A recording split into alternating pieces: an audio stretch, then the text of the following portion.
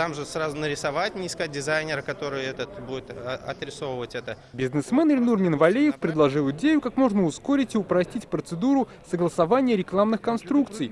Он за то, чтобы создать специальное интернет-приложение, куда будут загружаться заявки и отправляться чиновникам. Сейчас примерно согласование, если по госуслугам, это 2 недели, но если ошибка, грубо говоря, возникла, то еще 2 недели. Это будет быстрее, да, и автоматизировано. И таких идей на конкурс поступило более 2000. Заявки пришли из 2 десятков российских регионов. Эти предложения в перспективе могут стать передовыми технологиями. В различных номинациях 175 победителей. Сегодня их наградил Рустам Миниханов. Поощрение лучших инновационных идей стало для нас хорошей традицией.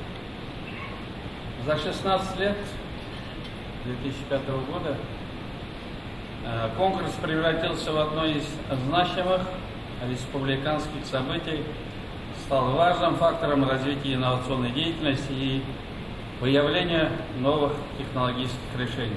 Одно из таких решений предложил студент Казанского строительного университета Арсений Кашников.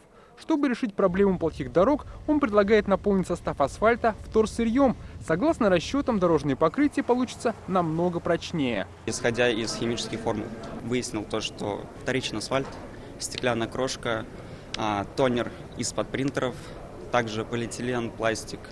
Делал такую массу, которая дает на выходе такой асфальт, который будет на 65% прочнее, чем нынешний. Еще один студент-лауреат конкурса рассчитал способ строительства более крепких опор мостов. Моя технология заключается в том, чтобы усилить конструкцию опоры силовой спиралью из стеклокомпозитной арматуры и затем заключить ее в обойму из полимербетона. Большинство победных идей этого пандемийного года касались информационных технологий, образования, биотехнологий. Лауреаты получили денежные премии от 5 до 220 тысяч рублей. Общий призовой фонд составил 14 миллионов рублей. По итогам прошлого года рассматривать, то у нас где-то 30% заявок было подано онлайн. В этом году более 70% заявок.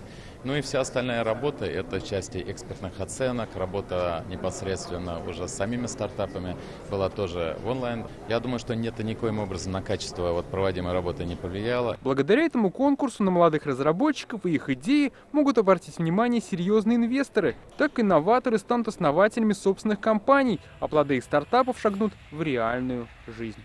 Дмитрий Аринин, Ильшат Мухаметов, ТНВ, Казань. Закажи рекламу на ТНВ. Телефон в Казани 5 705 100. Болгар радиосының 8-ші милли музыкаль премиясын топшыру тантанасы. Пирамида концертлар залынан турдан-тура трансляцияны ТНВ Татарстан, ТНВ Планета, ВКонтактедагы Болгар радиосының рәсми төркемендә карагыз. Һәм Болгар радиосында тыңлагыз. 12 декабрь 18 сәгатьтә.